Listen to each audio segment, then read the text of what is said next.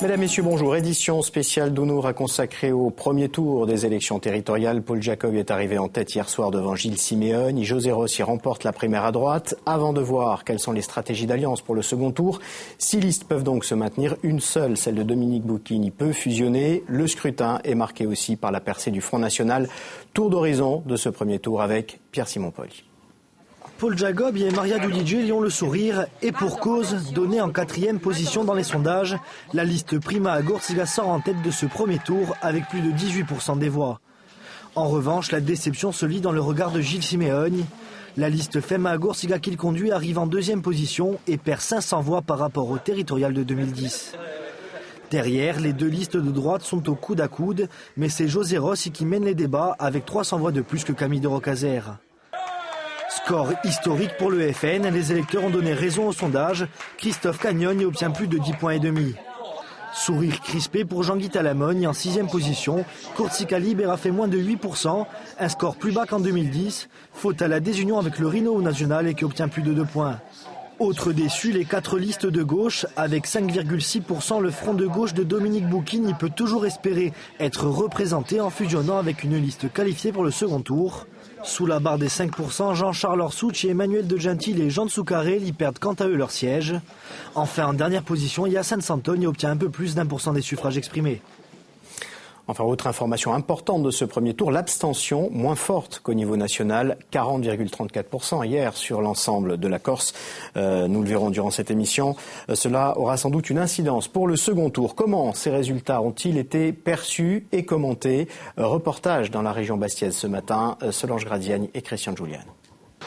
Ce matin à Bastia, c'est la routine qui occupe la première place. Pas de chamboulement à l'issue de ces élections. Paul Jacob y prend la tête du premier tour et personne ne semble surpris. Pas du tout. Tout le monde a pensé que ça allait être les nationalistes. Visiblement, ça n'a pas été le cas. Ils avaient un petit espoir. Bon, moi, ça ne m'étonne pas. Jacob est un vieux renard. Il a suffisamment d'expérience et d'intelligence pour pouvoir rassembler la gauche et une partie de la droite. Ce qui étonne plus ou moins les électeurs, c'est la percée du Front National avec 10% des suffrages. Ça par contre, je trouve que c'est beaucoup plus grave. Je trouve que c'est beaucoup plus grave encore, c'est jamais arrivé, mais vu les événements, je pense que les gens se sont engouffrés là-dedans. C'est bien dommage. Ça c'est le résultat des politiques qu'on nous impose. Si les gens étaient un peu plus sérieux quand ils ont la tête du gouvernement ou ailleurs, ça n'arriverait pas, c'est tout. Quant à la droite insulaire, les divisions semblent plus difficiles à surmonter. Malheureusement, enfin heureusement, et tout le monde est tellement partagé que pour l'instant, on verra la prochaine fois, on verra dimanche prochain, ce sera peut-être plus significatif. Les insulaires ont été les plus nombreux à voter par rapport au reste du territoire. Pour autant, nous avons rencontré ces fameux abstentionnistes. Et vous le regrettez?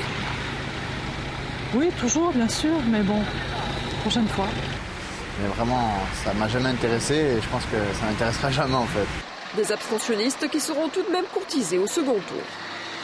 Alors, quels sont les principaux enseignements de ce premier tour? Jean-Vitus Albertini, bonjour. Bonjour. À l'exception de la percée du Front National, les autres rapports de force sont comparables à ceux de 2010, avec naturellement quelques nuances. Oui, Stéphane, mais comme à chaque élection, vous le savez, les candidats sont toujours très satisfaits de leurs scores respectifs, mais derrière l'autosatisfaction et les sourires de façade, la réalité est tout autre. Certes, il y a une liste qui arrive en tête et d'autres qui sont éliminés du second tour, mais à l'évidence, personne ne peut se prévaloir d'un très bon résultat qui lui permet d'envisager sereinement le second tour. Alors globalement, vous l'avez dit, les trois familles politiques se retrouvent dans le même rapport de force qu'en 2010, entre 27 et 33%, avec cependant un nouveau venu, le Front National, ce qui laisse ouvertes toutes les hypothèses pour dimanche prochain. Alors, un constat, Paul Jacob, il progresse nettement par rapport à 2010 et au sondage, mais il réalise un score inférieur à ses prévisions, en pourcentage en tout cas. Sa stratégie de rassemblement des élus de gauche jusqu'à la droite a été payante d'un côté,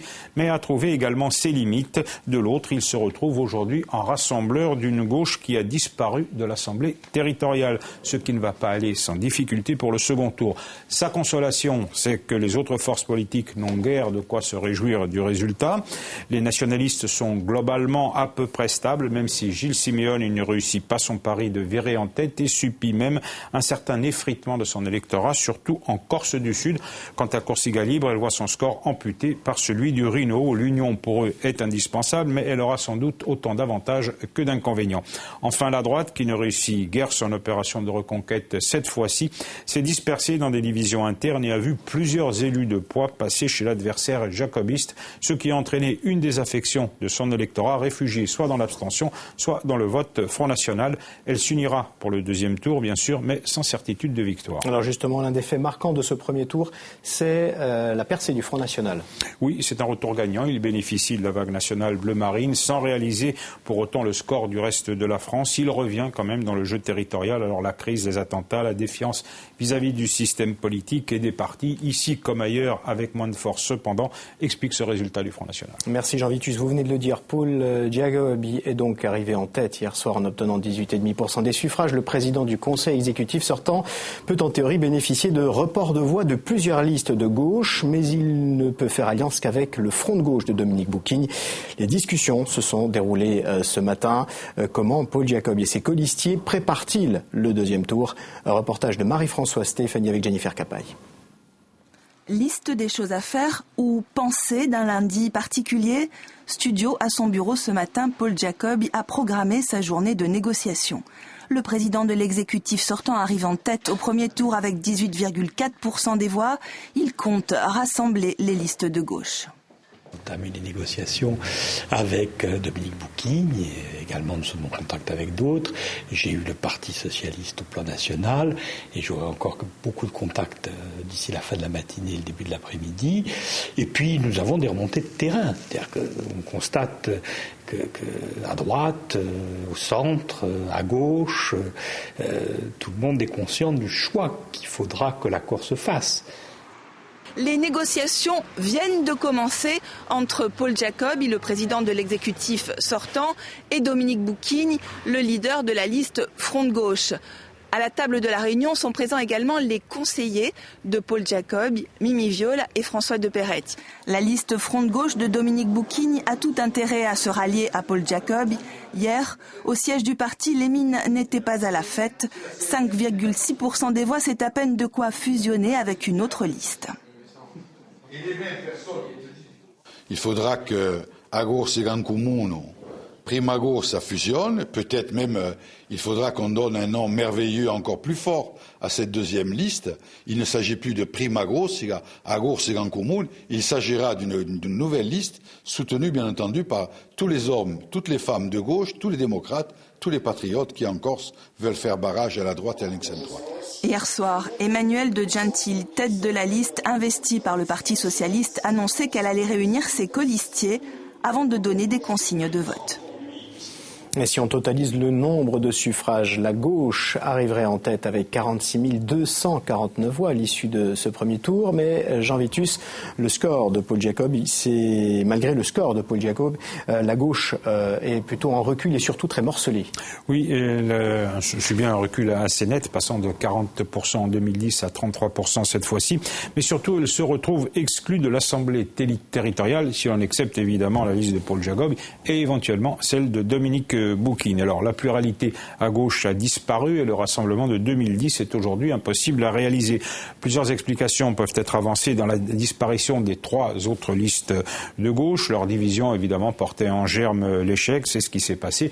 L'analyse est cependant différente pour ce qui concerne Emmanuelle de Gentile et Jean-Charles Orsucci d'un côté et Jean Tsuccarelli de l'autre. Ce dernier paye une démarche et un discours hors du temps.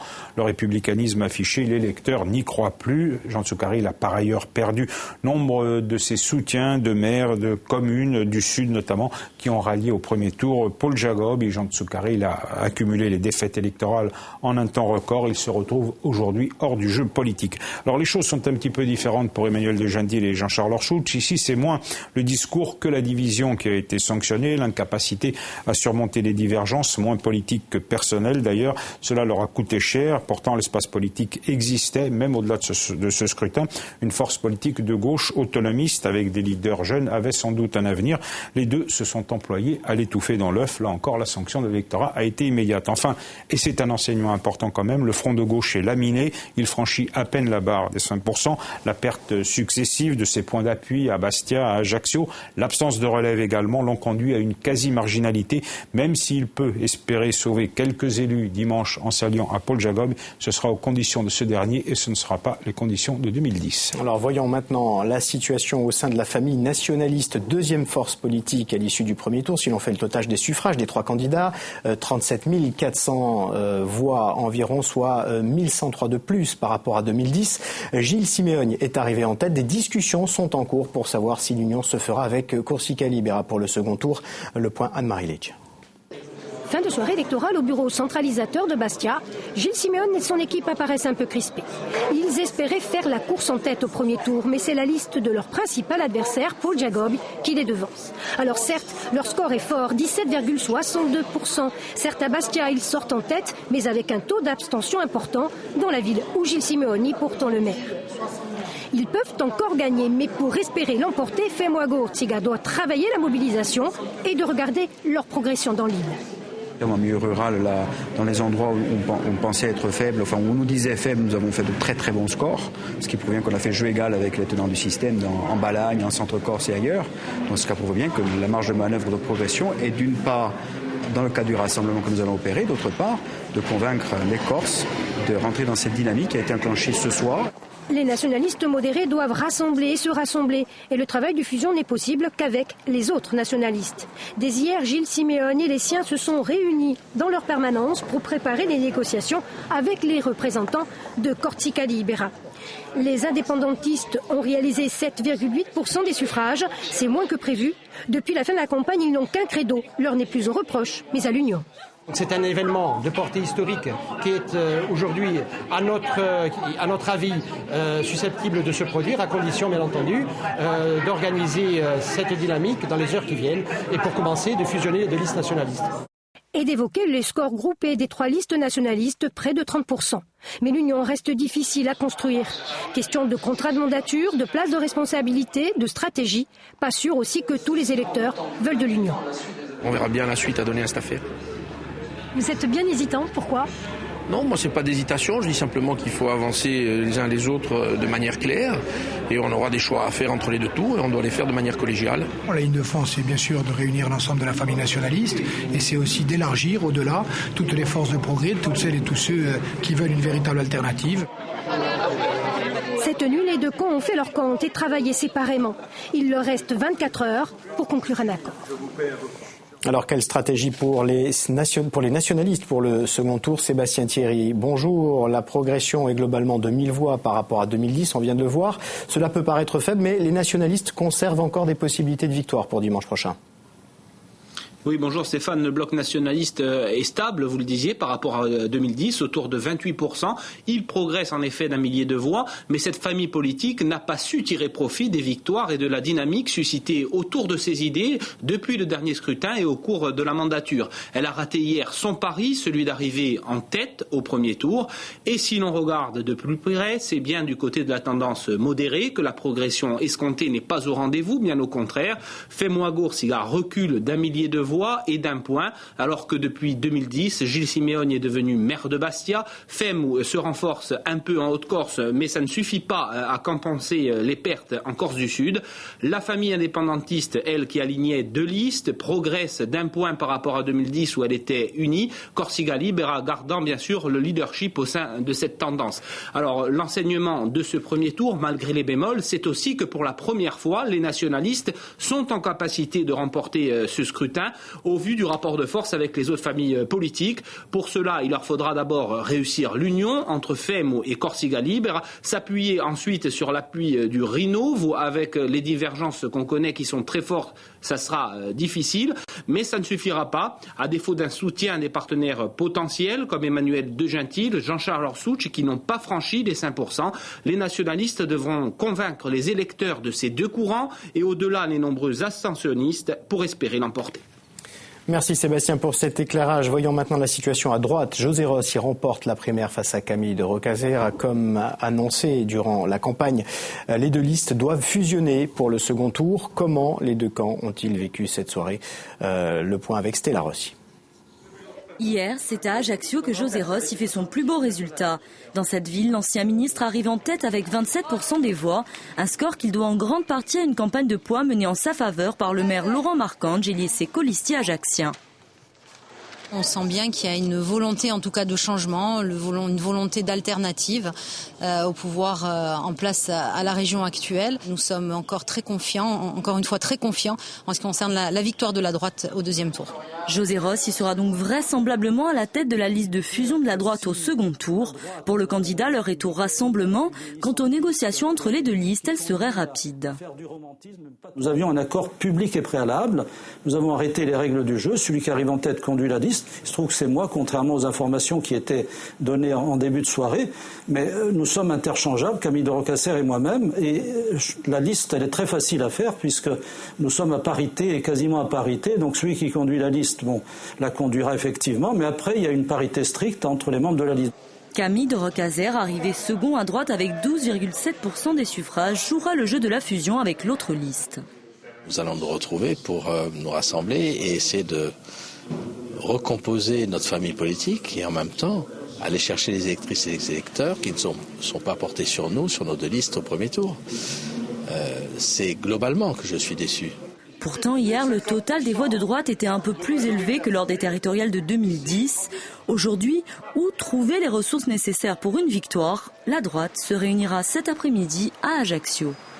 Alors justement, l'heure est maintenant aux discussions pour réaliser la fusion. José Rossi, arrivé en tête, sera la tête de cette liste à droite. Comment s'organise et se prépare ce deuxième tour?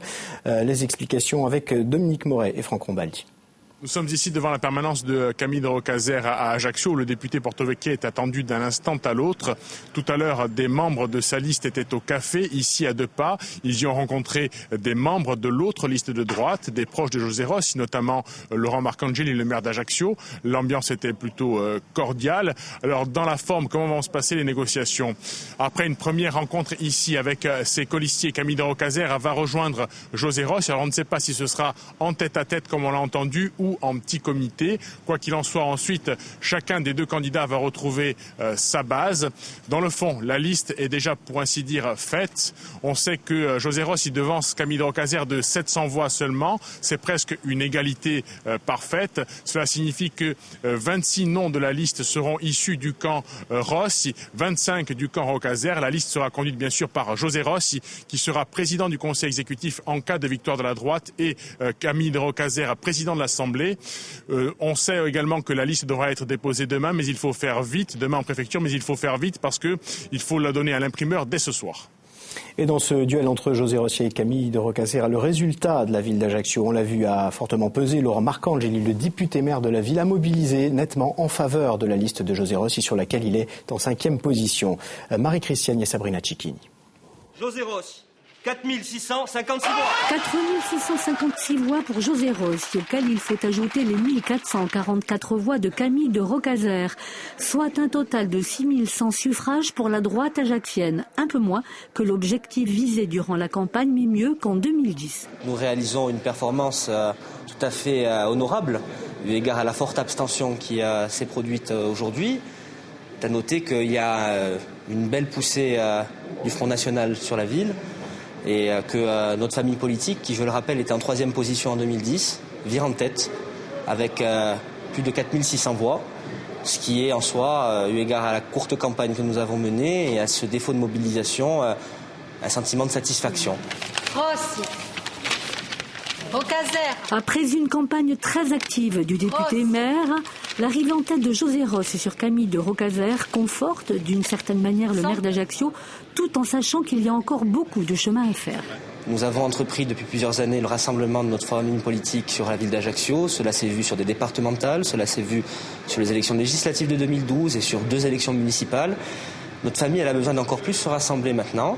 Donc j'espère qu'avec nos amis de la liste conduite par Camille de Rocazère, nous additionnerons nos forces. Nous mobiliserons un peu plus cet électorat de droite qui, à mon avis, n'a pas été complètement mobilisés aujourd'hui sur la ville. L'entre-deux tours s'annonce donc très actif pour la droite ajaccienne. Peu d'enthousiasme à Porto Vecchio. Le taux de participation est en baisse de 7 points par rapport à 2010. Sans surprise, Camille de Rocazère est arrivé en tête. Jean-Christophe Angelini est en recul et le Front National s'implante. Reportage de Marie-France Juliagne et de Stéphane Agostini. Des plages au centre-ville, Porto Vecchio reste bien le bastion des deux Rocazères. En tête dans les 10 bureaux de vote avec plus de 2000 bulletins, près de 42% des suffrages. Même si la participation aujourd'hui était que de 55%, mais je suis très satisfait du résultat que fait Camille de Rocazère sur Porto Vecchio. C'était une campagne quand même active que vous avez menée ? Une campagne active, oui, pour ma part. Peut-être que l'ensemble des colistiers n'ont pas tous été mobilisés, peut-être comme il aurait fallu que je le fasse. À contre-courant du clan Rocazère, Fais-moi Gorsiga recule. Avec 1240 voix, Jean-Christophe Angelini essuie un revers, à nouveau après la municipale. Il semble loin, le temps où il devançait la droite sur Porto Vecchio, comme en 2010. Je rappelle quand même qu'en pourcentage, nous sommes à 25%, ce qui nous place 5 à 7 points au moment où on parle, au-delà de la moyenne de la liste à l'échelle de la Corse, ce qui me paraît quand même très intéressant. Au-delà de Porto Vecchio, sur tout le territoire de l'extrême sud, nous sommes bons, voire très bons seconds. Donc écoutez, en prévision du second tour, tout cela me semble intéressant, pour ne pas dire très prometteur. Dans le prochain hémicycle, à coup sûr, Rocazère et Angelini représenteront Porto Vecchio. C'est beaucoup plus incertain pour le numéro 7 de la liste Front National. Ce sera seulement si dimanche le FN obtient plus de 15% des voix. 571 Porto Vecchiais, 11% ont été pris dans la vague bleu marine sans que David Roy ne fasse vraiment campagne. Ça signifie que le Front National s'implante énormément dans la région de Porto Vecchio, donc c'est très positif pour nous et pour moi surtout. Qu'est-ce qui s'est passé cette campagne, la première partie ? Qu'est-ce que vous avez été actif ? On a voulu être actifs, on avait des réunions de prévues, etc. On avait beaucoup de choses de prévues. Malheureusement, à cause de la tragédie que sur Paris, ça a été suspendu pendant près de 2 ou 3 semaines. Donc on a eu 4 à 5 réunions d'annulées, donc on n'a eu que le meeting qui nous a sauvés, on dira plus ou moins. Paul Jacob, 69 voix, soit 1,39%. Ici, la liste Jacob réalise un score médiocre, un des pires de toute la Corse. Dans ce bastion rocazériste, la gauche, toute liste confondue, atteint près de 600 voix, un réservoir potentiel pour Prima Gorsiga. Et nous retrouvons Sébastien Luciani en direct de Porto Vecchio. Bonjour Sébastien, même si Camille de Rocazère arrive logiquement en tête dans son fief, il est battu dans la primaire à droite. Et chez les nationalistes, Jean-Christophe Angelini est en perte de vitesse à Porto Vecchio. Oui, ce sont les ingrédients que l'on retrouve ce matin dans l'ambiance porto-vecchiaise avec cet élément marquant, ce coup de massue dû au résultat de ces élections dans le moral des troupes de Camille de Rocazère, le leader de Rassembler pour la Corse qui a fait une apparition assez brève ce matin en centre-ville, téléphone vissé à l'oreille, le visage fermé avant de prendre un hélicoptère en direction d'Ajaccio. Pourtant, Camille de Rocazère peut se satisfaire de ce résultat sur Porto Vecchio. On l'a entendu tout à l'heure, 42% des votes alors que Fais-moi Gorsiga n'est qu'à 25% dans son fief. Camille de Rocazère a fait très fort, d'autant qu'il n'était que second du premier tour de 2010. Mais ce beau score, évidemment, n'efface pas l'amertume de la primaire perdue à droite au profit de José Rossi. Dès hier soir, les commentaires de ses soutiens étaient ceux de la déception. Camille est un homme honnête, c'est injuste ce qui lui arrive, pouvait-on entendre ici.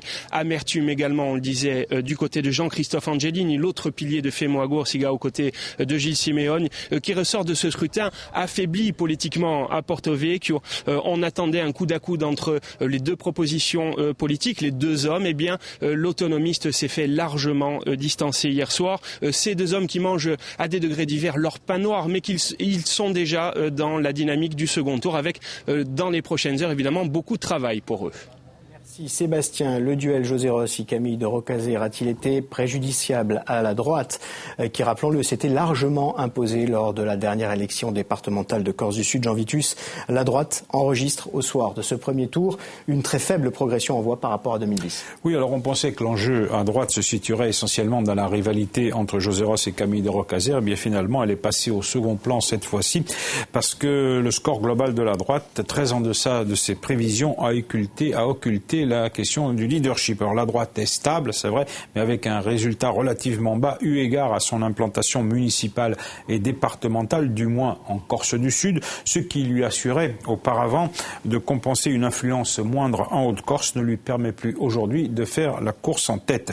Aux divisions du Conseil départemental de Corse du Sud, incompréhensibles pour son électorat, se sont ajoutées les défections officielles ou officieuses de maires de communes de droite importantes au profit de Paul Jacob. Alors on pense à Borg, à Luciane, à Calanzane, à Île-Rousse et même à Corté, où le résultat des listes de José Rossi et de Camille de Rocazère ne dépasse guère les 12%.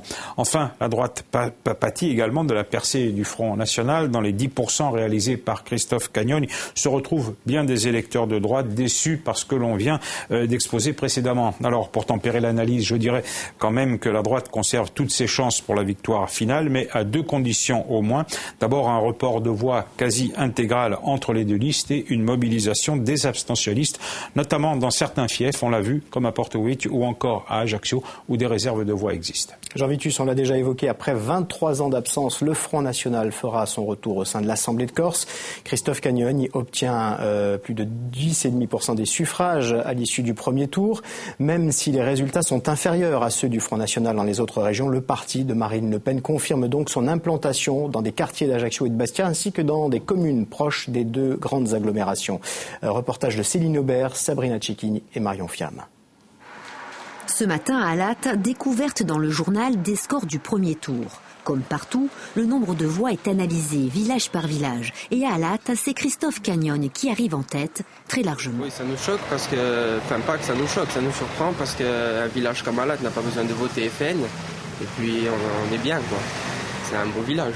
On ne voit pas pourquoi on voterait Le Pen. En plus, Cagnoni, c'est quelqu'un qu'on ne connaît pas vraiment et voilà, qui n'est pas connu. Et voilà, ça nous déplaît un petit peu. Dans cette commune de la ceinture ajaxienne, le vote FN a toujours été important. Mais cette fois, il est en forte progression. 62 voix en 2010, 244 en 2015.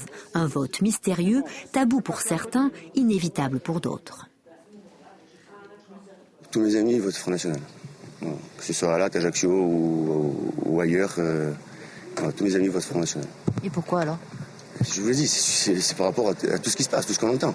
Si le score du Front National peut paraître étonnant dans une commune aisée comme Alat, il est plus fréquent dans les quartiers populaires ajaxiens comme les Cannes, les Salines ou encore le Vazio, où il arrive en tête dans le bureau de Vignette. En Haute-Corse aussi, le vote FN progresse. Premier à Lumio et à Bastia, quartier de Lupino, jusqu'à doubler ses scores dans le quartier de Montesor. Les gens en ont marre d'être pris pour des bœufs, pour des moutons, que ce soit la gauche ou la droite, et même sur le plan national, ils le prouvent très bien. Les gens, ils ne se réfugient pas derrière le FN, c'est qu'ils en ont ras-le-bol. En Corse, le Front National est monté en flèche. En 2010, lors des dernières territoriales, il ne recueillait que 4,16% des suffrages. Aujourd'hui, il triple quasiment la mise, malgré des dissidences internes et les difficultés à trouver des candidats. Nous faisons 250% de plus. Je veux dire, pour nous, nous avons franchi aussi la barre des 7%. Nous sommes au deuxième tour, donc c'est que du bonheur, on va le dire comme ça. Pour cet entre-deux-tours qui débute, ni accord ni tractation, le FN est certain d'entrer à l'Assemblée. Encore s'il a tout gagné, il n'avait pas grand-chose à perdre. Alors Jean Vitus, on l'a déjà abordé, le Front National est le grand gagnant de ce premier tour des élections territoriales. Oui, après 23 ans d'absence au sein de l'Assemblée territoriale, le FN fait son grand retour avec un score qu'il n'a jamais atteint dans ce type d'élection en Corse, c'est 10,5%, je vous le rappelle. Alors pour arriver à un tel niveau ou presque, il faut remonter à 1984. Le FN, à l'époque conduit par Pascal Arrigue, avait obtenu 9,22% et 12 600 voix. Alors, comment s'explique cette percée ? Pour des raisons, je dirais, à la fois exogènes et endogènes. Endogène parce que la droite corse a déçu, minée par les divisions, illisible politiquement par le positionnement de certains de ses élus et son opposition évanescente à l'Assemblée territoriale, un électorat. D'autre part, déçu par le positionnement des nationalistes, en passe aussi de se notabiliser, et ce, toutes tendances confondues. Et puis, il y a des causes exogènes, si je puis dire, et là, on a l'embarras du choix. La crise économique généralisée, le rejet de l'Europe, la peur de l'immigration, les attentats de Daesh à Paris, etc., etc. Enfin, dans dans cet électorat, on vote la marque, peu importe le leader, son charisme ou sa compétence. Il s'agit de soutenir avant tout Marine Le Pen dans la perspective d'un changement généralisé en 2017. Alors la Corse est certes très en retrait par rapport à la poussée nationale du Front National, elle n'échappe pas quand même complètement au mouvement. Alors sur ce plateau, nous a rejoint Roger Antèche, le directeur de Corse Matin. Bonjour Roger. Bonjour. La percée du Front National à l'issue de ce premier tour, c'est le fait marquant de ces élections territoriales pour l'instant? Oui, ça le reste, même si le score réalisé ici n'est pas celui qu'on a vu au niveau national. Mais bon, 14 000 voix et davantage pour Christophe Cagnoni, c'est important. Je crois que c'est un des faits majeurs de cette élection. Je crois que quelque part aussi, il a pris une place qui était le vote contestataire, qui n'est plus celui du Front de gauche en 2010, mais qu'on retrouve maintenant avec le Front National. Et ça pèse sur le second tour, parce qu'on a vraiment 3 forces politiques à peu près identiques qui se neutralisent quasiment en Les autres rapports de force, on l'a vu, n'ont guère bougé par rapport à 2010. Non, guère bougé. Et je crois que ces 3 listes-là, et avec la grande incertitude qui pèse sur celui qui arrivera en tête du scrutin au deuxième tour, je crois que la mission qu'elles vont se donner, que ce soit la gauche, les nationalistes ou la droite, c'est d'aller puiser dans ce réservoir d'abstentionnistes et quand même 90 000 voix à aller chercher.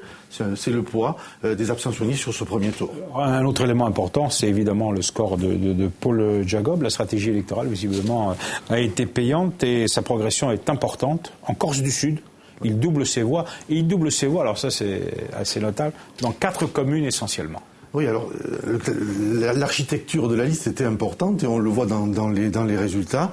On sait qu'il y avait des porteurs de voix avec lui. L'appel à des élus de terrain, des maires ou des conseillers départementaux a été fructueux. Je crois que Paul Jacob a anticipé les endroits où il pouvait être faible, la Corse du Sud notamment. Et on voit notamment sur les communes de Propriane, Olmet à côté aussi, c'est très sensible. Sur Bastelicache et sur Rafa aussi, les progressions sont spectaculaires. À Propriane, il passe de 24 voix en 2010 à 1025 voix sur ce scrutin-là, à Bastelicache de 48 à 864, et j'ai fait la somme de ces porteurs de voix sur la liste. En 2010, sur ces communes-là, Paul Jacob avait réalisé 6600 voix, 2 départements confondus. Aujourd'hui, il réalise sur ces communes-là plus de 10 000 voix, donc il a gagné 4 000 voix, simplement avec l'architecture de sa liste. Alors, paradoxalement, il est plus faible au nord, il progresse, certes, encore, mais on a l'impression qu'il a atteint un seuil qui ne pourra plus dépasser aujourd'hui en Haute-Corse. On le voit sur les communes où il a ses plus forts soutiens, Venzolas, Cherviol ou autres, il progresse peu, et voire même son score se tasse par rapport à ce qu'il avait réalisé en 2010. C'est vrai que il y a peut-être des choses à aller chercher de ce côté-là, et sur la Corse du Sud, il a quand même fait le plein aussi, me semble-t-il, sur les communes où il attendait les plus forts soutiens. Enfin, autre élément, c'est le soutien très marqué, très net des communes de droite à son égard, le sud de Bastia en particulier, mais aussi Corté. On le voit sur Lucian, là où la fille du maire figurait, sur Borg, sur Calenzane aussi. Il y a des choses assez, notamment sur la Bagne, des choses intéressantes à aller chercher. Là aussi, cette ouverture à droite, elle est payante électoralement, et en tous les cas, on la trouve sur ce score-là. Alors, sur les méthodes de comptage des voix, c'est assez impressionnant aussi. Il nous avait dit 25 000 voix, on pensait que c'était un seuil très haut. Il est à 400 voix de ce qui était sa prévision pour le premier tour, même si en pourcentage, il est au-dessous de ce qu'il espérait. Les abstentionnistes jouent dans ce cadre-là aussi. Alors là, ça a été un avantage électoralement, puisqu'il a engrangé des suffrages nombreux. Le problème, c'est la difficulté, c'est pour le second tour, avec sans doute une fusion avec les communistes. Est-ce qu'on peut imaginer que finalement, le report de voix à droite ne sera pas forcément aussi important? De la droite, de ces mairies de droite. Alors après, il y a un élément qui va être important, c'est comment les 2 listes de droite vont fusionner. Bon, tout le monde nous dit que le mécano va s'assembler de manière à peu près naturelle. On sait que sur la liste de Camille Rocazère, il y a des gens qui avaient un fort ressenti par rapport à ce qui s'est passé, notamment au conseil départemental de Corse du Sud. Quel sera le comportement d'élus comme Jean-Jacques Panunzi ou autres? Est-ce qu'on va pas avoir, depuis la liste de Rocazère, un transfert vers la liste Jacob de quelques que déçu, pas tout à fait en phase avec l'alliance qui va se faire à droite. C'est une des grandes questions. Mais peut-être dernier aspect, très rapidement, les nationalistes, il nous reste 40 secondes. Les nationalistes, moi je trouve que le score réalisé sur parfaitement à Corsica n'est pas forcément celui qu'on attendait. Là encore, du côté des indépendantistes, si on fait l'addition des voix, on est peut-être en dessus ou quasiment ce qui va se faire. Et la grande question, c'est, en cas de fusion également des indépendantistes et nationalistes, quel va être le comportement des voix d'Ourinov notamment. Et on se quittera sur cette question. Merci Roger, merci Jean. On se retrouve dès 18h sur François Cordes-Villastel avec Henri Mariagne et naturellement à 19h pour le Corsi Casera. D'ici là, bon après-midi. À tout à l'heure.